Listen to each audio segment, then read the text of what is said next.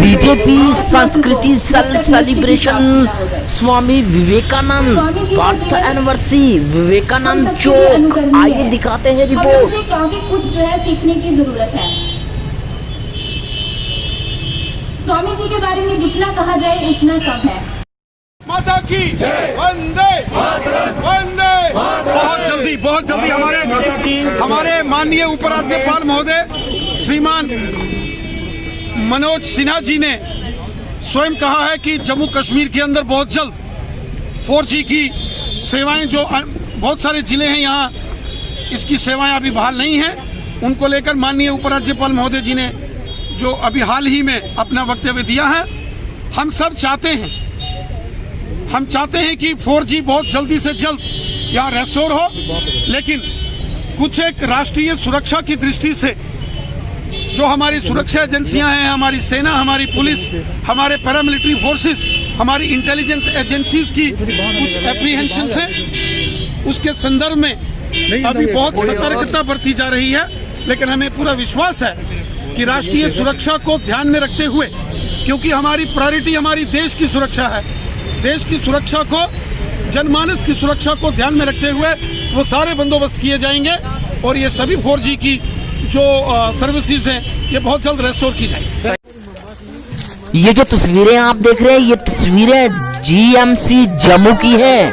देखिए किस तरह से धनु परिवार सगमे में, जी हाँ, एक घर का लड़का गया, दूसरे घर की लड़की गई। जी हाँ, अगर बात करें तो गाजीकार सतवारी के रहने वाली एक पति और पत्नी, जिनका नाम, पत्नी का नाम हरमीत कौर और पति का नाम तरविंदर सिंह, इन दोनों ने खुदकुशी की।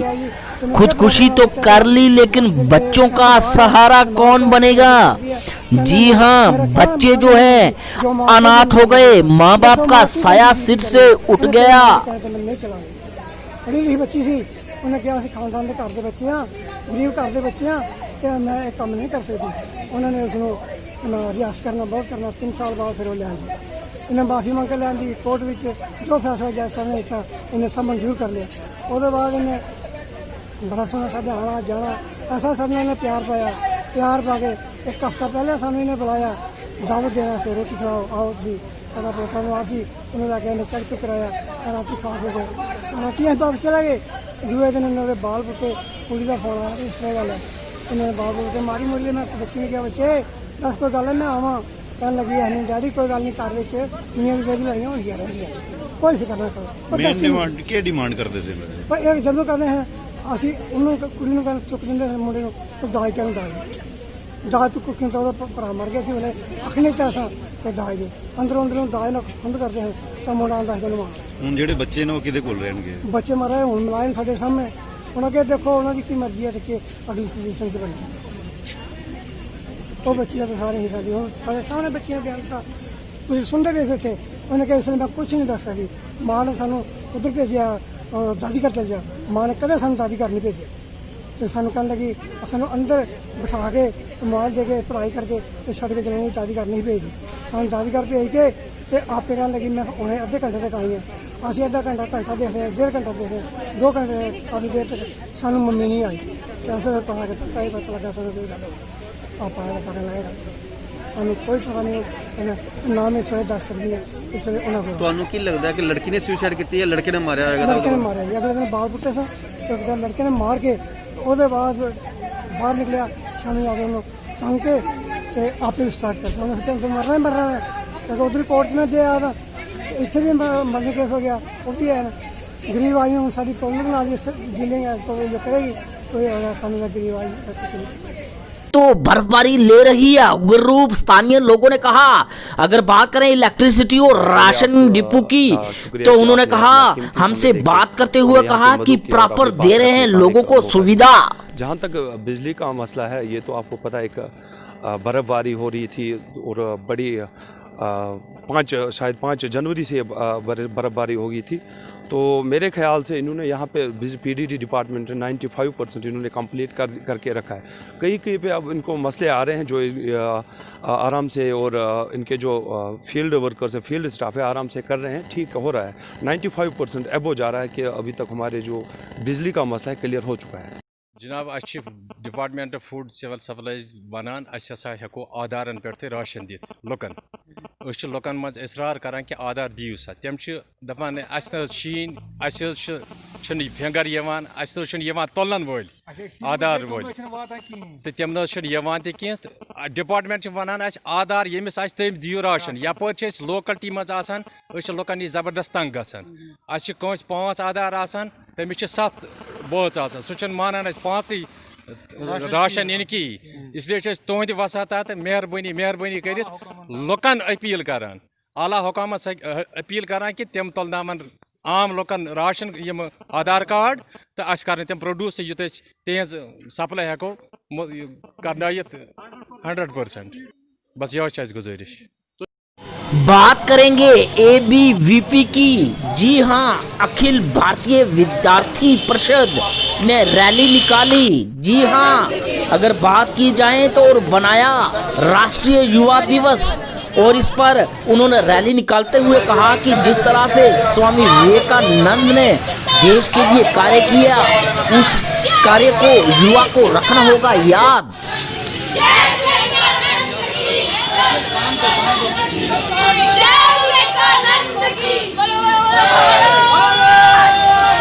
सेक्रेटरी आज अखिल भारतीय विद्यार्थी परिषद द्वारा राष्ट्रीय युवा दिवस के उपलक्ष्य पर आज जम्मू के अंदर एक महारैली का आयोजन किया गया है। आज स्वामी विवेकानंद जी का जन्मदिन है और विद्यार्थी परिषद इस जन्मदिन को पूरे देश भर के अंदर पूरे धूमधाम से मनाती है। जिस प्रकार से स्वामी विवेकानंद जी ने एक देश को, एक दुनिया को एक रास्ता दिखाया कि किस प्रकार हम लोग देश दुनिया को आगे ले जा सकते हैं, किस प्रकार उन्होंने एक युवाओं के वो सबके एक प्रेरणा स्रोत बने हुए हैं, उसी के संदर्भ में विद्यार्थी परिषद जो है वो आज एक महारैली उनके कर रही है। आज हमारे इस रैली के द्वारा जो उनके कोटेशंस थे, जो उनके व्यूज थे, जो विद्यार्थियों को इंस्पायर करने का काम करते हैं, आज इस रैली के माध्यम से हम पूरे समाज को ये बताना चाहते हैं कि स्वामी विवेकानंद जी का कंट्रीब्यूशन हमारे देश के लिए क्या रहा है। स्वामी विवेकानंद जी ने किस प्रकार से देश के विचार को, जो हमारा सनातन विचार है, उस परंपरा को किस प्रकार से आगे बढ़ाने का।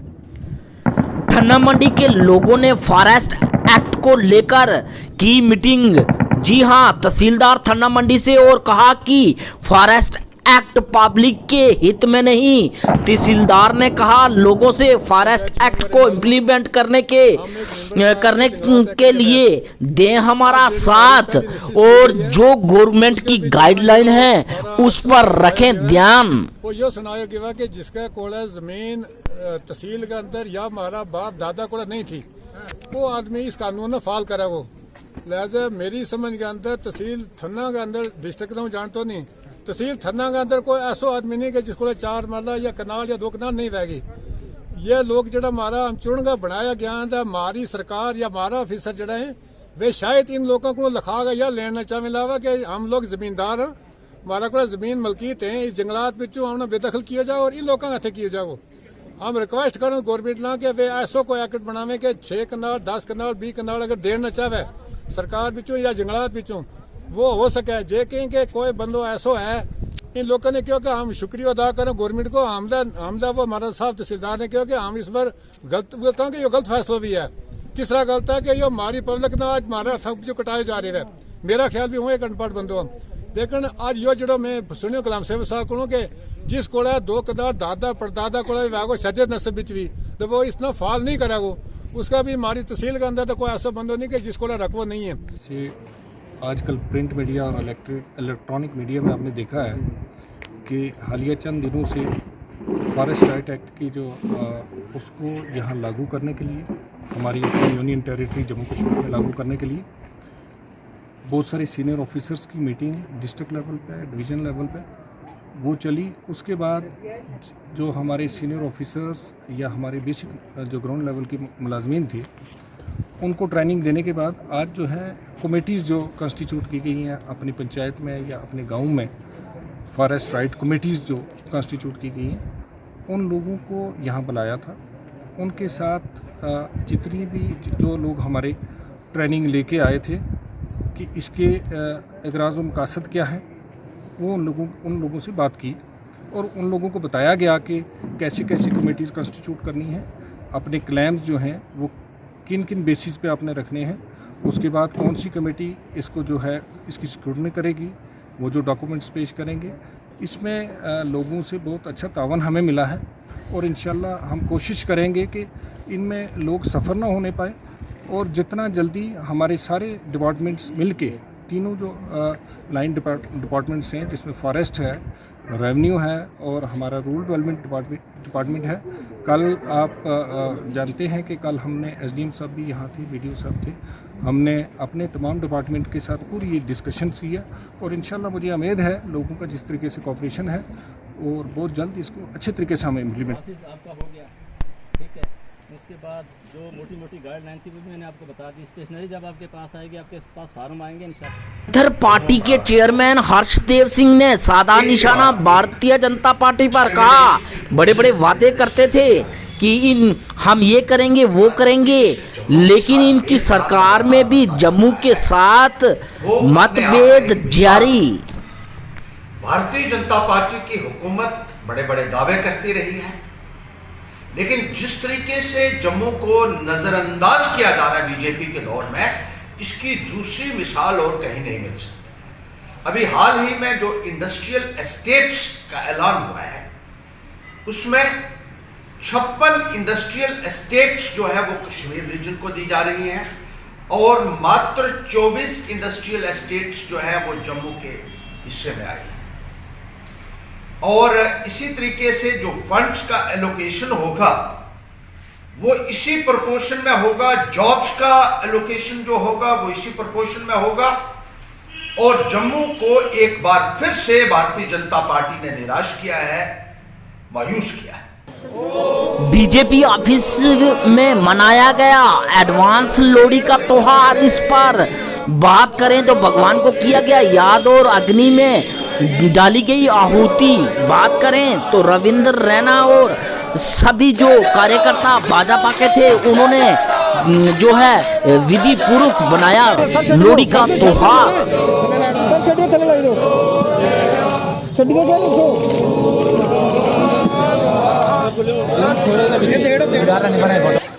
जश्न और जोश के साथ मनाया जा रहा है। आज भारतीय जनता पार्टी कार्यालय में भी बड़ी संख्या में भाजपा कार्यकर्ताओं ने मिलकर यहाँ लोहड़ी मिलन का कार्यक्रम किया है। लोहड़ी एक हमारा सांस्कृतिक धार्मिक पर्व है जिसको पूरी धूमधाम के साथ घर घर में मनाया जाता है। लोहड़ी मिलन के इस कार्यक्रम में मैं पूरे जम्मू कश्मीर वासियों को, देशवासियों को हृदय की गहराई से बधाई और शुभकामनाएं। जो तस्वीरें आप देख रहे हैं, ये तस्वीरें देखिए किस तरह से व्यापार मंडल जो है किस तरह से लोहड़ी के त्योहार को लेकर किस तरह से सामान सजाया हुआ है, लोग किस तरह से खरीद फरोख्त कर रहे हैं। जी हाँ, इसी पर अगर बात करें तो लोगों का कहना है कि 2021 का ये पहला त्योहार है लोहड़ी का। जी हाँ, अगर बात की जाए तो 2020 में कोविड-19 के कारण जो है जितने भी त्योहार थे फीकापन था। जी हाँ, खुलकर नहीं बना सके, लेकिन इस पर भी हमें जो है ध्यान रखना होगा SOP का, ताकि कोई इन्फेक्शन ना फैले। खासकर अगर बात करें तो बर्ड फ्लू का भी जो है कहीं ना कहीं इन्फेक्शन जो फैली हुई है, इस पर भी ध्यान रखना होगा और लोगों को जो है प्रॉपर ध्यान से ये त्योहार बनाना होगा। रक्षाबंधन था, दिवाली था, कोविड-19 के दौरान हमें सारा बहुत कुछ नुकसान हो गया। इस साल अब हमने अभी मनाना है अच्छी तरह ताकि हम ये अपना त्यौहार मना सकें। ये साउथ में इसका मनाते हैं पोंगल, हम मनाते हैं इधर लोहड़ी। काफी रश देखा गया, रश तो देखा गया, लेकिन ना इनके पास मास्क है ना सोशल डिस्टेंस है। उसका ख्याल रखना है, कम से कम उसका ख्याल तो रखो। बर्ड फ्लू भी आ गया, बर्ड फ्लू भी आ गया, उसकी वजह से ये पक्षियों में आया है। अब वो भी है, वो उसका भी खतरा है, उसको भी हमने सावधान कर चलना है। इस इस बार 26 जनवरी में भी होगा कल्चर्स आइटम। जी हाँ, अगर बात की जाए तो पिछले 2020 में जितने भी, अगर 26 जनवरी की बात करें, 15 अगस्त की बात करें, तो सिर्फ परेड वगैरह होती थी और उसको कोशिश किया जाता था कि कम से कम लोगों की गैदरिंग की जाए। लेकिन इस बार जो है सारे डिस्ट्रिक्ट ऑफिसरों का ये निर्देश जारी है कि हर जगह जो है कल्चर आइटम्स होंगी। जी हाँ, और चढ़ाया जाएगा तिरंगा झंडा। पर तैनात जवानों को जी हाँ सप्लाई पहुंचाने के लिए सीमा सड़क संगठन ने भी आम रास्ते, ऊंचे ऊंचे रास्ते जो हैं बर्फ हटाने का काम पूरा किया ताकि सैनिकों को हर प्रकार की सुविधा मिल सके।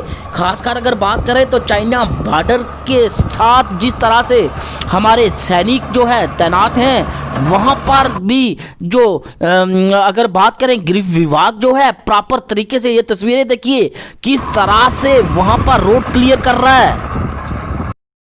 आपका नाम? मेरा नाम सर मोहम्मद कबीर है। आप बताएं क्या हुआ? सर हमारे जो बच्चा था ये तकरीबन 15 मीटर दूर था घर से।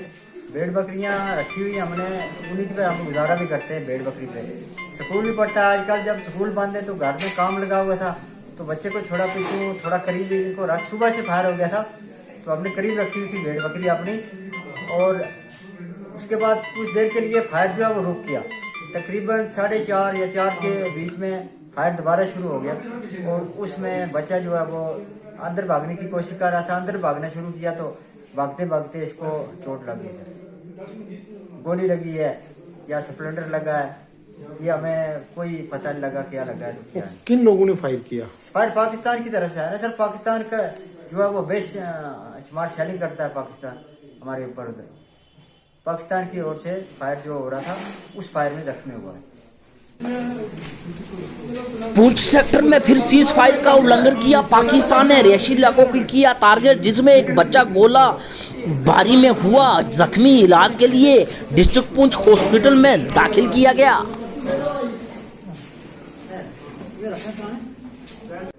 Good afternoon to all of you. अपनी पार्टी के फाउंडर अल्ताफ बुखारी ने की प्रेस कॉन्फ्रेंस, कहा कि 9 महीने पहले पार्टी का जी हाँ नींव रखी गई, फिर भी लोगों ने पेंच हो या वीडीसी हो या डीडीसी हो, लोगों ने हमारी पार्टी को भी दिया योगदान। डीडीसी इलेक्शन में उठे थे जम्मू खिते में 91 कैंडिडेट्स उठे थे।